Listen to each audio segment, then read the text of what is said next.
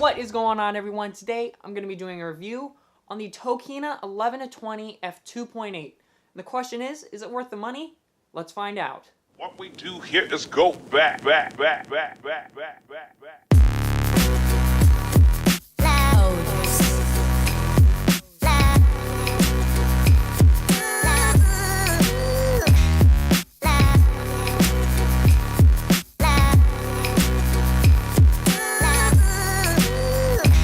Alright, so I've been wanting to pick up a wide angle now for a long time. One of the reasons I chose the Tokina over something like a Rokinon or Sigma is it's got the zoom and it's got a really good aperture. So the Rokinon had the 2.8, but it was fixed at 14mm, and the Sigma was a 10-20, but the aperture was like 4.5 to 5.6 or 4 to 5.6, so not very good aperture there. So the Tokina kind of gave me the best of both worlds. Now the first thing I want to talk about on this lens is the build. I'd say overall it is built like a tank.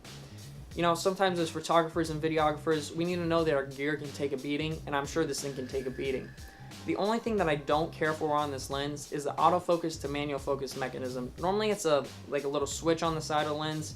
The actual focus ring on this lens slides up and down, which I don't really care for. Sometimes it just doesn't want to click in this spot. It's just a little bit iffy, but overall I'd say this thing has a really good build.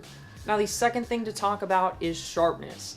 Now there's not too much to say here because either it's sharp or it's not sharp. Luckily this is a sharp lens. From the center of the image even out to the corners it is fairly sharp.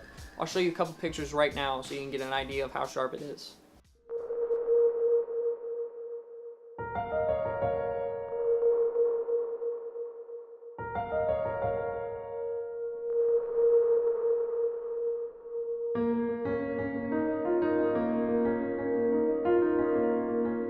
Now the third thing I want to talk about is one of the really only issues there is with this lens, and that's the color fringing. Now if you don't know what color fringing is, it's sort of this purple, green, sometimes blue hue you can get around, you know, contrasty edges. I'll show you in a picture really quick right here. Now one of the reasons that's not really a big issue for me is because I can remove some of that color fringing in post, and the fact that it had such a good aperture, such a good focal range, it wasn't that fixed lens, it sort of outweighed that color fringing. Now the fourth thing I want to talk about is uses for this lens. You may have already heard me say focal range and aperture. Now this lens happens to have an aperture of f2.8, which means a lot of light gets into the camera. So it's going to be good for lower light situations, night photography, astrophotography or whatever. And with that 2.8, it also means that you're going to be able to get a little bit blurred background, which, you know, a lot of people are after.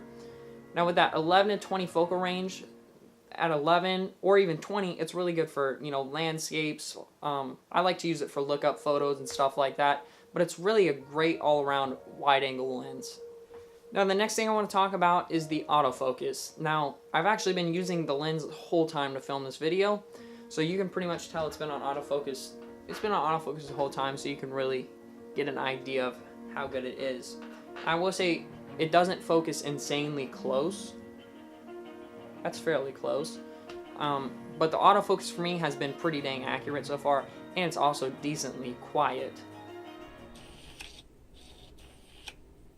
Now a couple little things that I want to go over before we finish up here, like the fact that it does come with a lens hood.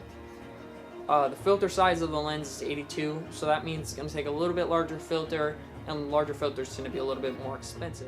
Thank you so much for watching. Really hope you enjoyed this video. Also hope it helped you make a decision on whether you want this lens or not. If you like the pictures in this video, be sure to check me out on Instagram. But until next time, I'll see y'all later.